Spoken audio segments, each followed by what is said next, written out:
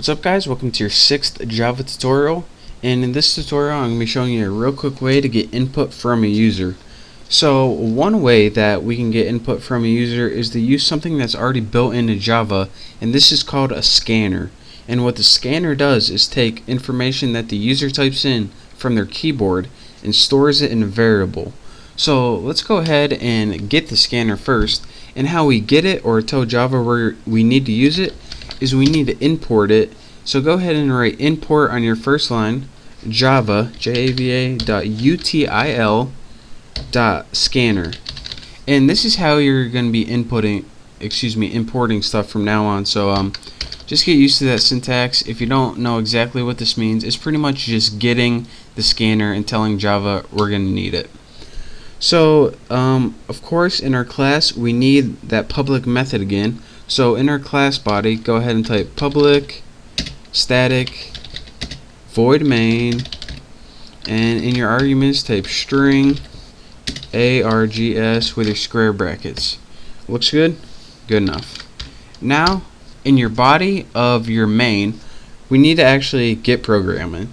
So we need to make a variable that's going to hold the input from the keyboard before we use it.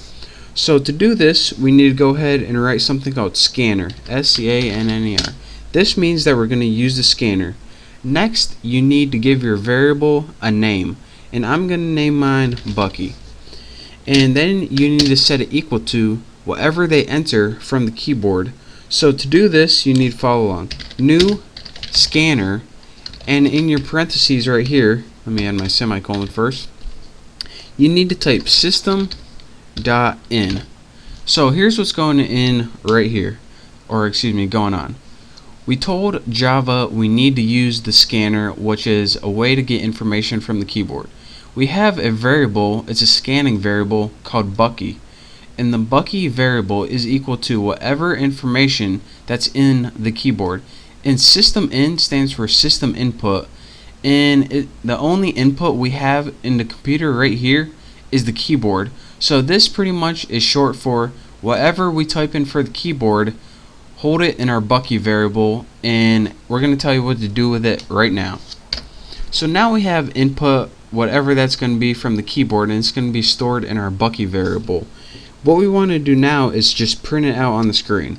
So you remember from the last tutorial how to do that, system.out.println, and in your parentheses you need to type, pay attention, the first thing you need to type is the name of your variable, and that's going to be whatever you made up here. Again, this Bucky, you don't have to write Bucky, of course, you can write anything you want.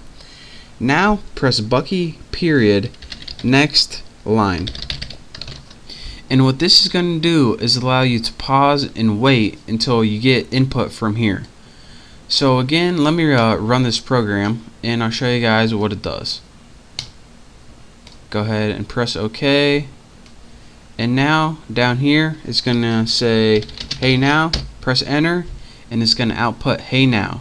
So remember, it had a blank cursor, said hey now. Once you press enter, it just repeated it again, and I'll show you guys what happened right there.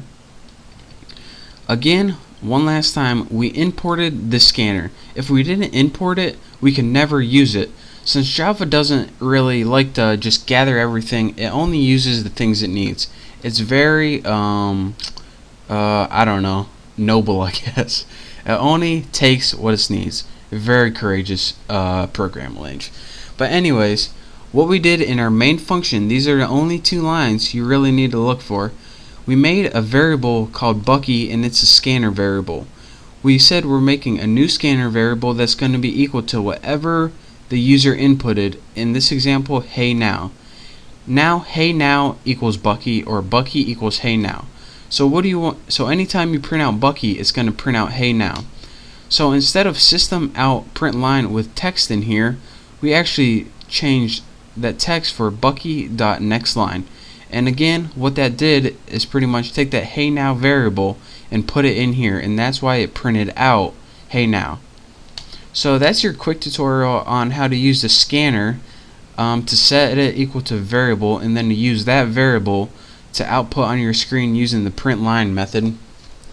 So that's your basics on how to gather input from the keyboard, and we're going to need this input to use in functions later on. Say we want to make a mortgage calculator or just a shopping cart.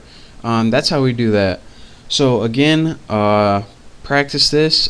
Just copy the source code as I do. Remember, you don't need to name your function Bucky. So go ahead and practice this, and thank you guys for watching. Hopefully you check out my next tutorial. Don't forget to subscribe to my channel, and thank you, and I'll see you next time.